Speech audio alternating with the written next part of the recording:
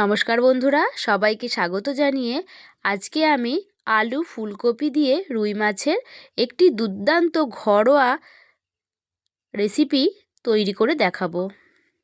আশা করছি আপনাদের এই রেসিপিটা খুবই ভালো লাগবে। আর আমি এও জানি আপনারা অনেকেই এই রেসিপিটা অনেক সুন্দরভাবে রান্না করেন। তবে আজ আমি বাড়িতে কিভাবে আলু ফুলকপি রুই মাছের ঝোল বানাই সেটাই থাকছে আজকের পর্বে। আর এই আলু ফুলকপির ঝোল তো বাঙালিদের একটা খুবই প্রিয় খাবার। তো সবাইকে স্বাগত জানিয়ে আমি আমার রান্নাটা শুরু করছি। এখানে আমি নিয়েছি একটু আলুগুলোকে বড় বড় করে কেটে নিয়েছি, আর ফুলকপিগুলোকেও একটু ডুমো ডুমো করে কেটে নিয়েছি, পরিমাণ মতো নিয়েছি। তো কেটে ভালো করে পরিষ্কার জল দিয়ে আমি ধুয়ে নিয়েছি। আর এখানে নিয়েছি কিছুটা রুই মাছ। এখানে আমি রুই মাছগুলোকে ভালো করে ধুয়ে নুন হলুদ মাখিয়ে রেখেছি যাতে ভাজাটা ভালো হয়। তো এখানে রুই মাছ থাকছে। এবার রান্নাটা করার জন্য যে মশলাটা লাগবে, এর মধ্যে একটা মেন উপকরণ হচ্ছে ধনেপাতা। আজকের এই ধনেপাতা একটু বেশি দিয়েছি, কারণ এই ধনেপাতার ফ্লেভারটা দারুণ লাগবে। তো আমি একটা মিহি পেস্ট বানিয়ে নিলাম। এর মধ্যে দিয়েছি পরিমাণ মতো আদা রসুন আর দুটো কাঁচা লঙ্কা, আর দিয়েছি বেশ কিছুটা ধনেপাতা। এই ধনেপাতা উপকরণটাই আজকে রান্নাটাকে পুরো জমিয়ে দেবে। আর একটা বড় সাইজের পেঁয়াজ কুচি, আর নিয়েছি একটা টমেটো কুচি। এবার আমি কড়াই বসিয়ে দিলাম গ্যাসের মধ্যে। তো ওখানে দিলাম পরিমাণ মতো জল। জলের মধ্যে এবার আমি দিয়ে দেব ফুলকপি আর আলু, হালকা একটু ভাপিয়ে নেব।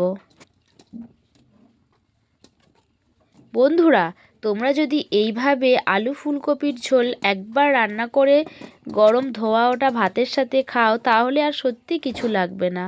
তো আলু আর ফুলকপিগুলো আমি দিয়ে দিলাম। এবার দেব সামান্য পরিমাণে হলুদ গুঁড়ো, আর এবার একটু দিলাম নুন দিয়ে আমি একটু ঢাকা দিয়ে 2 মিনিট মতো একটু হালকা ভাপিয়ে নেব, বেশি সিদ্ধ করব না।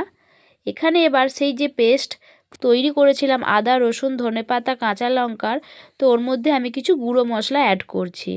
একটু ধনে গুঁড়ো জিরে গুঁড়ো হলুদ গুঁড়ো আর লঙ্কার গুঁড়ো। তো আমি এবার একটু জল দিয়ে ভালো করে মশলাটাকে মিশিয়ে নেব। কত সুন্দর কালারফুল লাগছে, তাই না?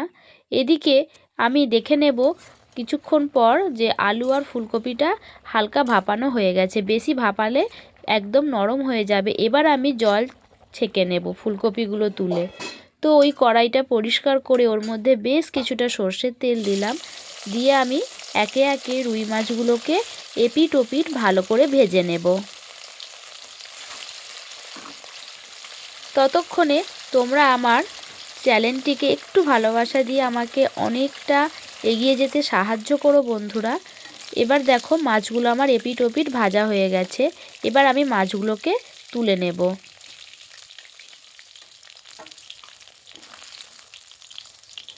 সব মাছ তুলে নেবার পরে ওই তেলের মধ্যে সেই হালকা ভাপিয়ে রাখা ফুলকপিগুলো ভেজে নেব। আগে ফুলকপিগুলো ভেজে নেব। বন্ধুরা, তোমরা কে কোথা থেকে আমার এই ভিডিওটা দেখছো একটু কমেন্ট করে জানিও। আর আমি আবারও বলছি, আজকের রেসিপিটা কিন্তু সত্যি বাঙালিদের একটা ভীষণই পছন্দের রেসিপি। আর এর মধ্যে ধনেপাতা বাটা দেয়া আছে, সত্যি দুর্দান্ত স্বাদের হয় এই আলু ফুলকপি দিয়ে মাছের ঝোল। এবার ওই তেলের মধ্যে সিদ্ধ করে রাখা আলুগুলোও একটু নেড়ে চেড়ে ভেজে নেব।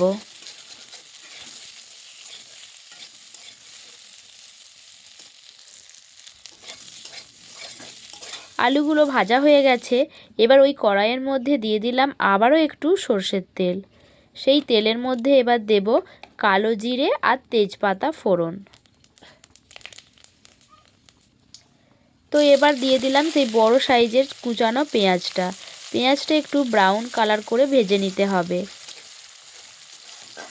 ভালো করে ভেজে নিলে তরকারির টেস্টটা আরও সুন্দর হয়। এবার ওর মধ্যে সেই জলে মিশিয়ে রাখা সেই মশলাটা আমি দিয়ে দেব। দিয়ে এবার অল্প আঁচে ভালো করে কষিয়ে নিতে হবে। যতক্ষণ না আদা রসুনের কাঁচা গন্ধটা যাচ্ছে ততক্ষণ বেশ ভালো করেই কিন্তু কষাতে হবে।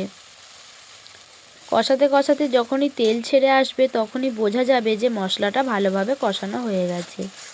এবার দিয়ে দিলাম পরিমাণ মতো একটু নুন। তারপরে এবার দিয়ে দেব সেই টমেটো কুচি।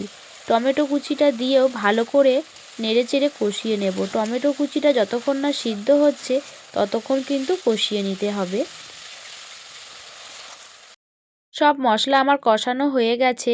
এবার আলু আর ফুলকপি ভাজাটা আমি ওই মশলার মধ্যে দিয়ে 2 মিনিট মতো কষিয়ে নেব। বেশি কষাবার বা বেশি কারণ আগে থেকেই সিদ্ধ করে ভেজে রাখা আছে।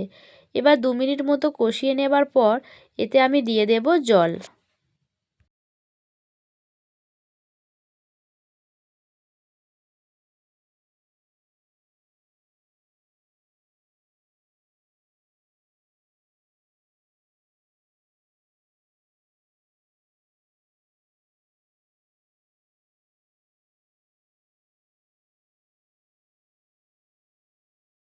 এখানে আমি জলটা বুঝে মানে কতটা গ্রেভি রাখবো, একটু ঝোল ঝোল রাখবো বলে সেই জন্য জলের পরিমাণটা একটু বেশিই দিয়েছি।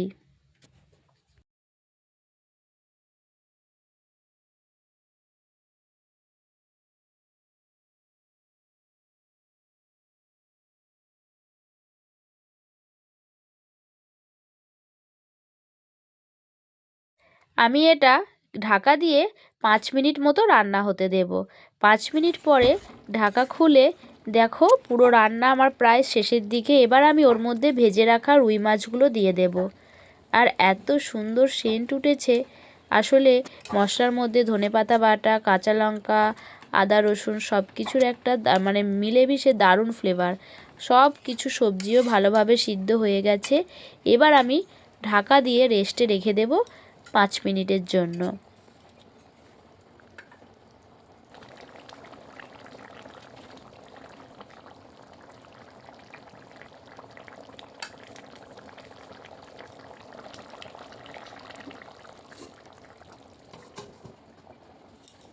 দেখো 5 মিনিট পর আমি ঢাকা খুললাম, পুরো সম্পূর্ণ তৈরি হয়ে গেছে ঘরোয়াভাবে এই দুর্দান্ত স্বাদের আলু ফুলকপি দিয়ে মাছের ঝোল।